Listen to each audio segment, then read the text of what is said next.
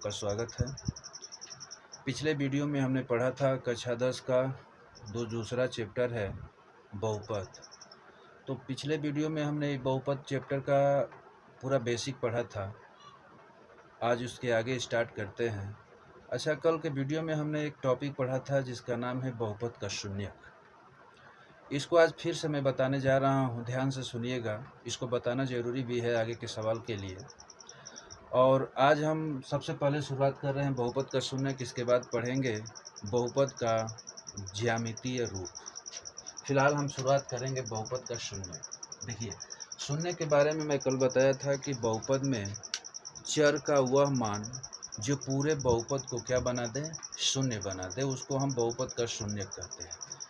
हमने लिख दिया कोई बहुपद 3x प्लस, मान लीजिए हमने 3 ही लिख दिया, ये हमने बहुपद लिख दिया। अब इसका हमको शून्यक प्राप्त करना है यानी यक्स का वो वैल्यू हमको ढूंढना है जिसको यक्स की जगह पर ढाल कर अगर हम हल करें तो वह बहुपद हमको क्या दे दें, शून्य दे दें। चलिए, यक्स का हम कुछ वैल्यू रखते हैं। मान लीजिए हमने 1 रखा तो 3 × 1 + 3, तो 3 + 3 = 6, शून्य नहीं आया। अब देखते हैं यक्स इक्वल टू -1 रखते हैं तो 3 - 1 + 3 -3 + 3 = 0। यानी हमने देखा कि इस बहुपद में ये जो चर है इसका वैल्यू -1 रखने पर बहुपद हमको क्या दिया, शून्य दिया। तो देखिए, हमने कल परिभाषा पढ़ा था कि बहुपद में चर का वह मान, यानी जो हम चर की जगह पर रखेंगे, चर का वह मान जो पूरे बहुपद को शून्य बना दे, उसी को हम बहुपद का क्या कहते हैं, शून्य कहते हैं। तो इसमें बहुपद का शून्य क्या होगा, -1। क्यों?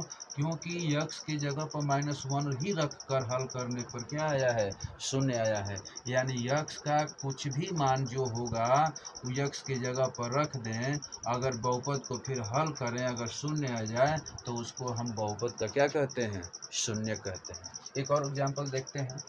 जैसे मान लीजिए हमने 3 लिख दिया 4x - 4। ठीक है, छोटा छोटा बहुपद लिख रहे हैं, बड़ा बड़ा आएगा तो उसके बारे में बताऊंगा। हमने लिख दिया, मान लीजिए 4, यक्स का वैल्यू रखते हैं, यक्स = 1 रखते हैं तो × 1 - 4, 4 - 4 आ गया 0। यानी इस बहुपद में चर की जगह पर, यानी चर का हमने मान जो है वैल्यू 1 रखा तो ये बहुपद हमको क्या दिया, शून्य दिया। तो इसलिए इस बहुपद का शून्य क्या हुआ, 1 हुआ। क्यों? क्योंकि मैंने बताया था, आपको अभी बताया हूँ कि बहुपद में चर का वह मान जो पूरे बहुपद को क्या बना दे, शून्य बना दे, उसी को हम बहुपद का क्या कहते हैं, शून्य कहते हैं। अच्छा, आप एक सवाल हमसे करेंगे कि सर ये बार बार हम अपने मन से ढूंढना पड़ेगा हमको, जैसे 5x + 5 बार बार हमको ढूंढना पड़ेगा कि यक्स की जगह पर 0 रखें कि 1 रखें कि 2 रखें कि 3 रखें कि -1 कि -2 कि -3। ये बार बार हमको रख के चेक करना पड़ेगा, तब जाके हमको पता चलेगा कि इसका शून्यक है कि नहीं।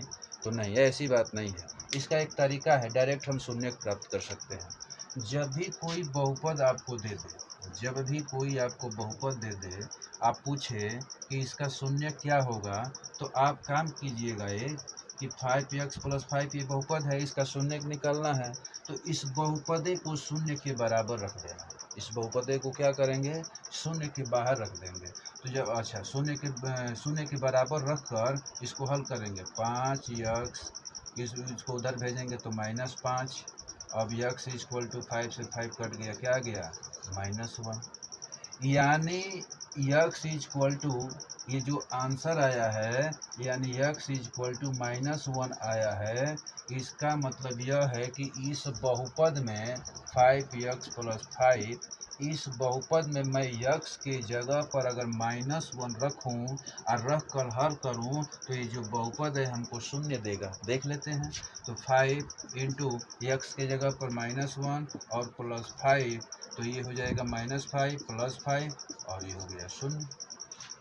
तो हम लोगों ने सीखा कि अगर किसी बहुपद का शून्यक निकालना हो, किसी भी बहुपद का शून्यक निकालना हो तो उस बहुपदे को जीरो के बराबर रख देंगे, ठीक है। और जीरो के बराबर रख के हल करेंगे, जो यक्स का वैल्यू आएगा उसी वैल्यू को अगर हम इस बहुपद में रखेंगे और रख कर हल करेंगे तो क्या आ जाएगा, शून्य आ जाएगा। यानी हमको मालूम चल जाएगा कि यह यक्स का वैल्यू क्या है और जो वैल्यू होगा वही इस बहुपद का क्या होगा, शून्यक होगा, ठीक है। अच्छा अब इसके आगे देखते हैं। अच्छा ये तो हमारा जैसे अभी अभी हमने हल किया 5x + 5, ये हमारा रैखिक बहुपद है, रैखिक बहुपद है। क्यों रैखिक बहुपद है, देखिए मैंने कल बताया था कि बहुपद में चर का जो मैक्सिमम घात होता है उसी को बहुपद की घात कहते हैं। तो इस बहुपद की घात क्या है, 1 है, और जिसका घात, जिस बहुपद का घात 1 रहेगा उसी को कहेंगे क्या, रैखिक बहुपद। उसी को क्या कहेंगे, रैखिक बहुपद, ठीक है। मैक्सिमम घात 1 रहना चाहिए। अच्छा एक और बात बता दूं,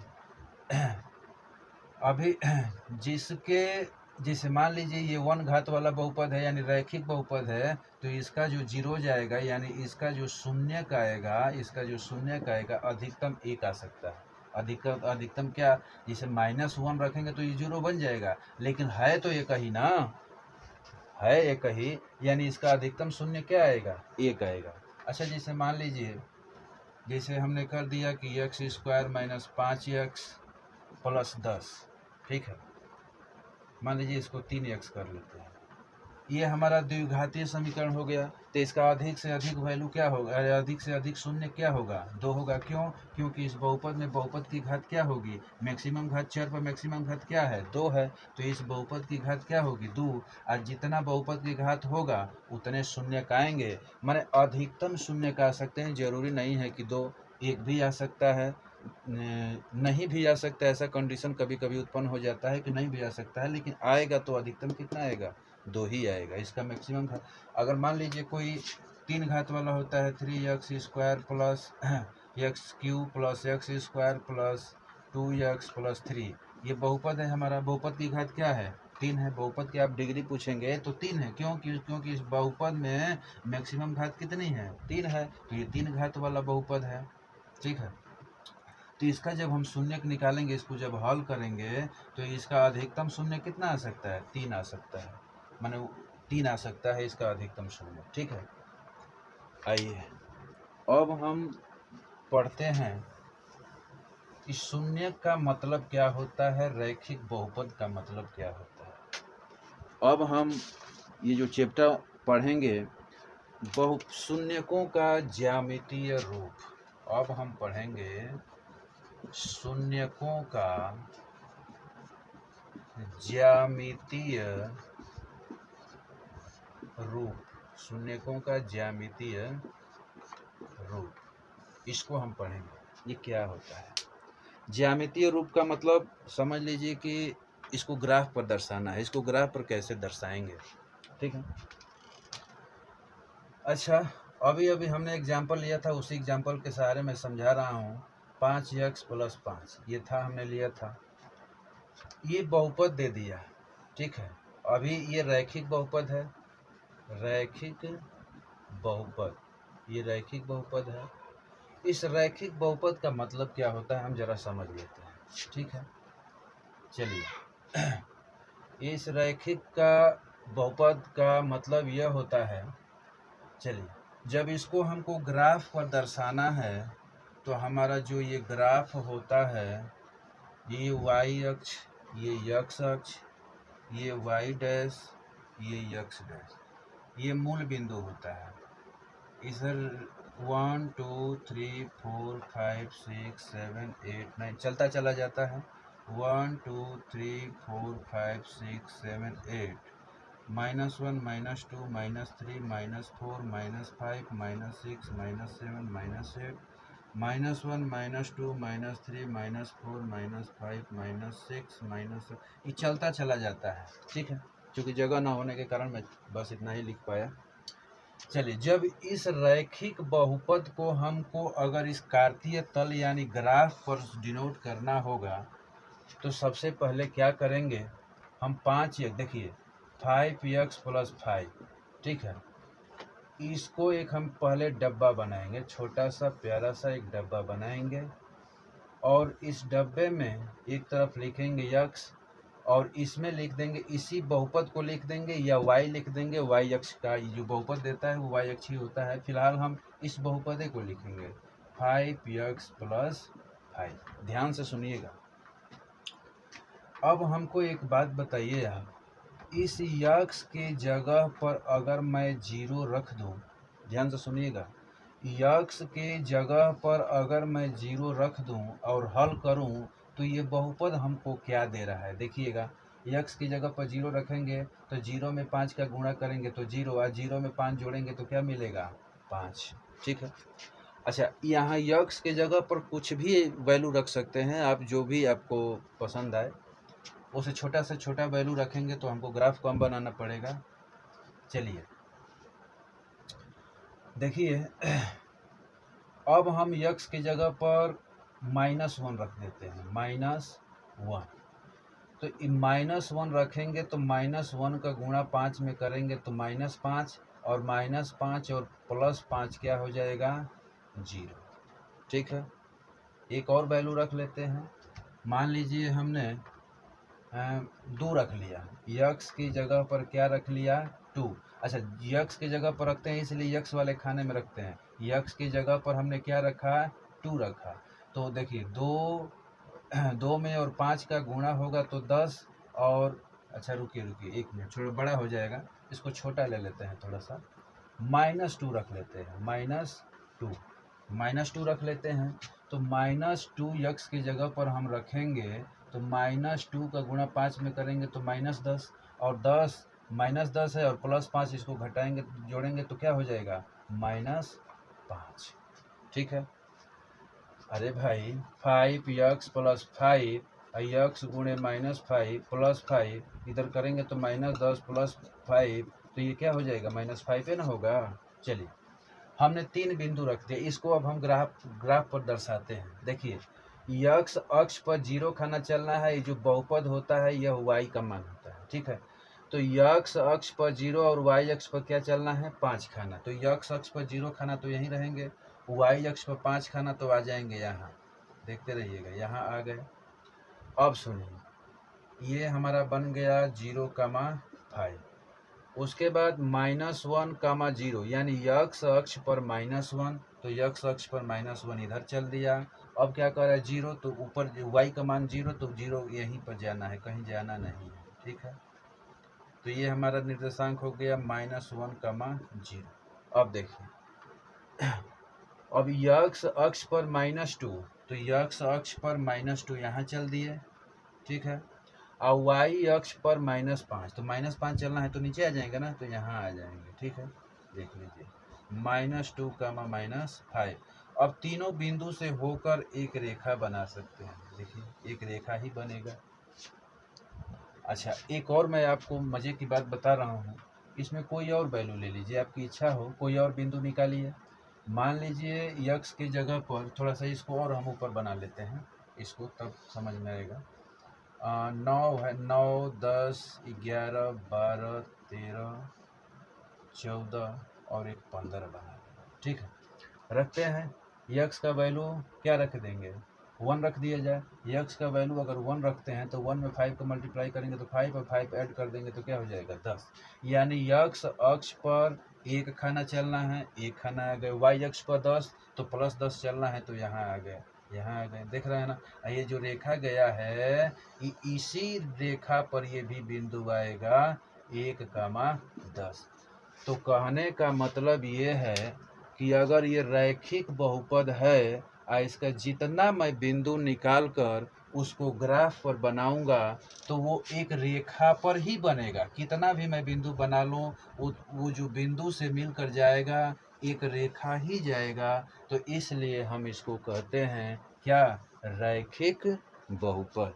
ये होता है असल बहुपद का, रैखिक बहुपद का मतलब, सुनने का मतलब। अच्छा, देखिएगा यहाँ माइनस यक्स अक्ष पर देख रहे हैं ना, यक्स अक्ष पर अगर हम माइनस यानी यक्स का वैल्यू -1 रखें हैं तो बहुपद हमको क्या दिया है, शून्य दिया है। यानी हमारा ये जो शून्यक होगा वो -1 होगा, कहीं कि यक्स का वैल्यू हमने -1 रखा है, तो ये जो बहुपद हमको क्या दिया है, शून्य दिया है। तो कहने का मतलब यह है कि यक्स अक्ष पर जिस बिंदु पर काटेगा, ये जो रेखा जा रही है जिस बिंदु पर रेखा काटेगी उसको, उसी बिंदु को हम क्या कहेंगे, इस बहुपद का शून्यक। तो इस बहुपद का शून्य क्या होगा, -1। यानी यह जो रेखा है यानी रैखिक बहुपद है, और एक रैखिक बहुपद में जितना भी बिंदु निकालेंगे एक रेखा पर ही बनेगा। हम आपको बताएं कि एक रैखिक बहुपद में मैक्सिमम शून्य कितने हो सकते हैं, एक हो सकते हैं। मैक्सिमम शून्य एक हो सकते हैं या होता है। चलिए यहाँ देखिए, तो चलिए अब हम दूसरा टॉपिक स्टार्ट करते हैं। तो ये हमने पढ़ा क्या, शून्यकों का ज्यामितीय रूप। अच्छा, जैसे मान लीजिए अगर द्विघातीय समीकरण होगा, 11 + 11 में आपको जाएंगे तो त्रिघातीय चतुर्थघातीय पढ़ने को मिलेगा। अगर यह द्विघातीय बहुपद होता तो इसका जो रेखा बनता है ऐसे बनता, कहीं भी बनता है ऐसे बनता है, यू के आकार का रेखक बनता है। कहीं से इसके दो शून्य, देखो जितने यक्ष अक्ष पर जिस जिस बिंदु पर ये रेखा काटेगी उतने शून्यक होंगे। तो द्विघात समीकरण का ऐसे बनता है। तो 1 और 2 मैं आपको बताया हूँ कि द्विघात समीकरण का मैक्सिमम शून्य कितना होता है, 2 होता है। तो देखिए यहाँ भी, यहाँ भी, यहाँ भी, यहाँ भी, ठीक है। माने 3 गो नहीं रहेगा, 3 ये नहीं रहेगा, एक ही में रहेगा। जैसे मान लीजिए कार्तीय तल है, द्विघात समीकरण अगर ये द्विघातीय होता तो जब ये बिंदु लेते तो उसका रेखा इस प्रकार का बनता।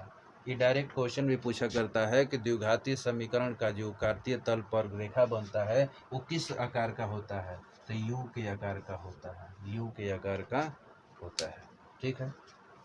चलिए अब हम चैप्टर स्टार्ट करते हैं।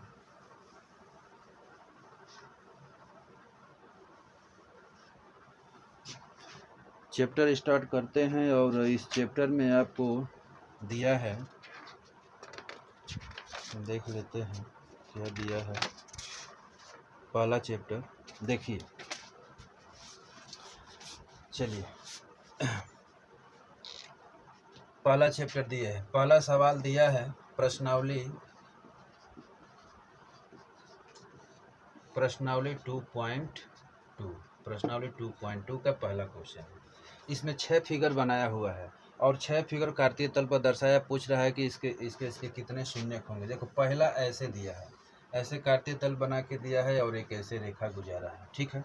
हो सकता है किसी बहुपद का ये रेखा बना हो। तो पूछ रहा है क्या px y बराबर px का ग्राफ नीचे 2.10 में दिया गया है, प्रत्येक स्थिति में आपको शून्यकों की संख्या बतानी है। तो मैंने बताया था कि इस कार्तीय तल को जो रेखा हम बनाएंगे, जिस बहुपद का रेखा होगा, वो यक्ष अक्ष को जितने बिंदु पर काटेगी उतने शून्यक होगा। तो ये जो रेखा जा रही है, क्या आप बता सकते हैं कि यक्ष अक्ष को कितने बिंदु पर काट रही है। तो देखो भाई, यक्ष अक्ष तो ये होता है तो वाई अक्ष होता है ना। तो यक्ष अक्ष पर ये नहीं काट रही है, इसका मतलब कि इसका शून्यकों की संख्या कितनी होगी, कितने शून्यक होंगे, 0। काहे कि एक भी बिंदु पर नहीं काट रही है, ठीक है। अब दूसरा देखते हैं, दूसरा इसका चित्र बनाया है, देखिएगा दूसरा चित्र ऐसे बनाया है, ऐसे। अब ये पूछ रहा है कि ये जो फिगर बनाया है इसमें कितने शून्यक होंगे। मैंने आपको बताया हूँ कि ये रेखा यक्ष अक्ष को जितने बिंदु पर काटेगी उतने शून्यक होंगे। तो कितने बिंदु पर काट रही है, 1। तो शून्यकों की संख्या क्या हो गई, 1, ठीक है। अब देखिए शून्यकों की संख्या हो गई 1। चलिए अब आगे देखते हैं तीसरा ऐसे फिगर बनाया है, ठीक है। देखिएगा इसमें पूछ रहा है कि ये जो फिगर बनाया हुआ है इसमें शून्यकों की संख्या कितनी होगी। देखिए यक्ष अक्ष पर कितने बिंदु को काट रही है, एक बिंदु यहाँ, एक बिंदु यहाँ और एक बिंदु यहाँ। तो ये 1 2 3, तो शून्यकों की संख्या कितनी हो गई, शून्य कितने हो गए, तो आप कहेंगे 3 हो गए। समझ में आया।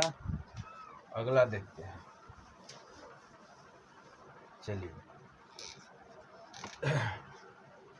अगला फिगर ऐसे बनाया है, काटते तल दे दिया y अक्ष, x अक्ष और ये x, अरे सॉरी y अक्ष, y डैश। इसका फिगर ऐसे बनाया है। तो ये द्विघातीय समीकरण में बताया हूँ कि द्विघातीय समीकरण का जो फिगर बनता है u के ही आकार का बनता है। चलिए तो इसमें बताइए, क्या बस बताइए कितने शून्य होंगे? 2। x अक्ष को कितने पॉइंट पर काट रहा है? 2 पॉइंट पर, तो शून्य कितने होंगे? 2। ठीक है, x अक्ष पर जितने बिंदुओं को काटेगा शून्य उतना ही होगा। हो गया। चलिए अगला देखते हैं। चलिए अगला फिगर बनाया है, ऐसे बनाया, ऐसे करके ऐसे लेके गया है, ऐसे किया है। चलिए देख लेते हैं x अक्ष पर कितने बिंदुओं को काट रहा है। एक यहाँ, एक यहाँ, एक यहाँ और एक यहाँ, यानी 1 2 3 4। तो इसमें शून्य कितने हो गए? तो आप कहेंगे 4। इसमें शून्यों की संख्या कितनी हो गई? 4। चलिए एक और लास्ट बनाया है, एक लास्ट फिगर देख लेते हैं, उसके बाद इस वीडियो को समाप्त करेंगे और अगले वीडियो हम शुरू करेंगे थोड़ी देर में। चलिए ये देखिए, x y और y डैश, ये जो फिगर बनाया है ऐसे और ऐसे, देख लेते हैं। तो 1 2 3, हाँ 3 बिंदु को, इसके शून्य कितने होंगे? 3 होंगे। ठीक है, तो इस तरह से इतना ही था पहला चैप्टर 2.2 में, इतना ही वीडियो ये क्वेश्चन था जिसको आप लोगों ने देखा। समझ में नहीं आया होगा तो एक बार फिर से आप देख लीजिएगा इस वीडियो को, और ये वीडियो हम यहीं पर समाप्त करते हैं और फिर मिलेंगे अगले वीडियो में। चैप्टर होगा 2.2, उसको पहले बेसिक पढ़ेंगे, फिर चैप्टर पढ़ेंगे। धन्यवाद।